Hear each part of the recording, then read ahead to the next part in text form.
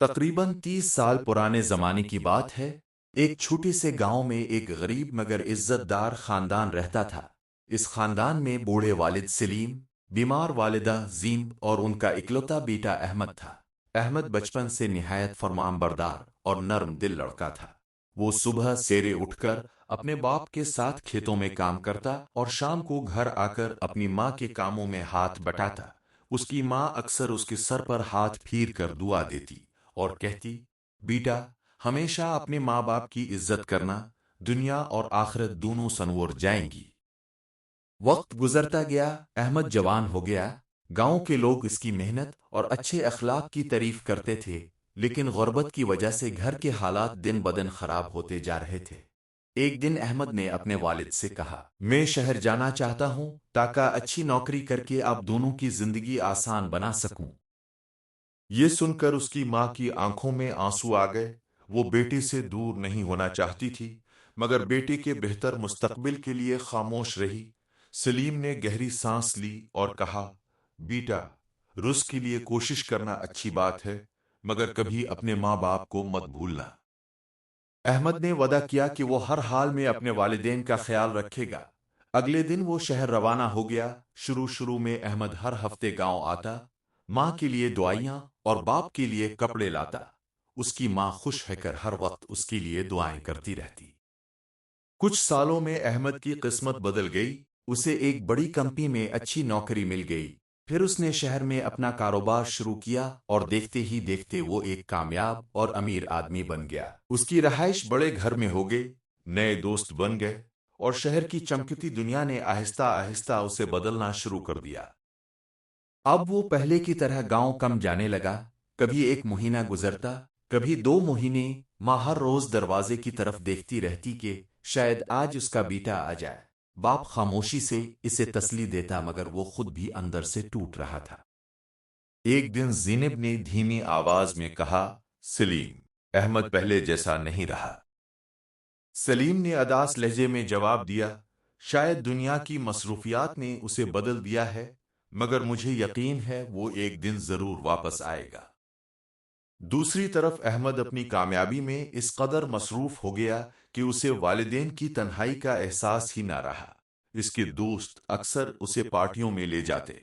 ایک دن اس کے ایک دوست نے کہا، یار احمد، تم اب بڑے آدمی بن چکے ہو، گاؤں کے چکر چھوڑو اور اپنی زندگی انجوائے کرو۔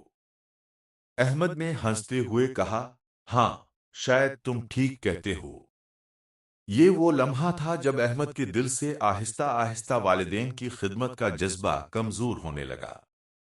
ایک رات شدید بارش ہو رہی تھی، گاؤں میں بجلی بھی چلی گئی تھی۔ زینب کی طبیعت اچانک بہت خراب ہو گئی۔ سلیم نے کئی بار احمد کو فون کیا، مگر مصروفیت کی وجہ سے اس نے فون نہ اٹھایا۔ آخرکار سلیم نے پڑوسی کی مدد سے زینب کو اسپتال پہنچایا۔ صبح جب احمد نے موبائل دیکھا تو کئی مسڈ کالز موجود تھیں۔ اس نے لاپرواہی سے سوچا کہ بعد میں بات کر لوں گا، لیکن کچھ دیر بعد گاؤں سے ایک شخص کا فون آیا۔ احمد بیٹا، تمہاری والدہ کی حالت بہت خراب ہے، جلدی آ جاؤ۔ یہ سنتے ہی احمد کے ہاتھ کانپنے لگے۔ وہ فوراً گاؤں کی طرف روانہ ہو گیا۔ پورے راستے اس کے ذہن میں ماں کی محبت اور باپ کی محنت کے مناظر گھومتے رہے۔ اسے یاد آیا کہ کیسے اس کی ماں رات بھر جاگ کر اس کا بخار چیک کرتی تھی، اور کیسے اس کا باپ سخت گرمی میں کھیتوں میں کام کر کے اسے پڑھاتا رہا۔ جب وہ اسپتال پہنچا تو اس کی ماں بے حد کمزور ہو چکی تھی۔ اس نے بمشکل آنکھیں کھولیں اور بیٹے کو دیکھ کر ہلکا سا مسکرائی۔ تم آ گئے۔ احمد ماں کے قدموں میں بیٹھ گیا اور روتے ہوئے بولا، ماں مجھے معاف کر دو، میں آپ لوگوں کو بھول گیا تھا۔ زینب نے کانپتے ہاتھ سے اس کے سر پر ہاتھ رکھا اور کہا، بیٹا، ماں کبھی اولاد سے ناراض نہیں ہوتی۔ یہ الفاظ احمد کے دل پر بجلی بن کر گرے۔ اسے پہلی بار احساس ہوا کہ دنیا کی ساری کامیابیاں ماں باپ کی محبت کے بغیر بے معنی ہیں۔ اس دن کے بعد احمد کی زندگی بدل گئی۔ وہ اپنا زیادہ تر وقت والدین کے ساتھ گزارنے لگا۔ اس نے شہر کا کاروبار اپنے منجر کے حوالے کیا اور گاؤں میں والدین کے قریب رہنے لگا۔ وہ صبح اپنے باپ کے ساتھ بیٹھتا، ماں کو دعائی دیتا اور ان کے ساتھ کھانا کھاتا۔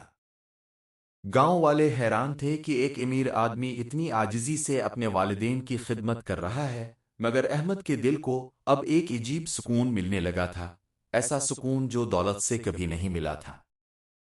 कुछ अरसे बाद इसके कारोबार में हैरत अंगेज बरकत होने लगी।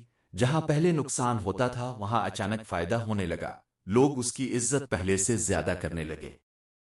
एक दिन उसके बाप ने मुस्कुराते हुए कहा, बेटा, माँ बाप की खिदमत कभी जाया नहीं जाती।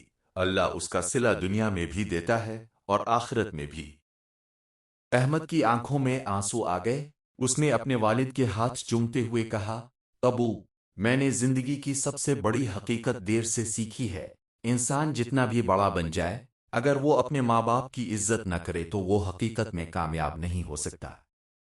वक्त गुजरता गया।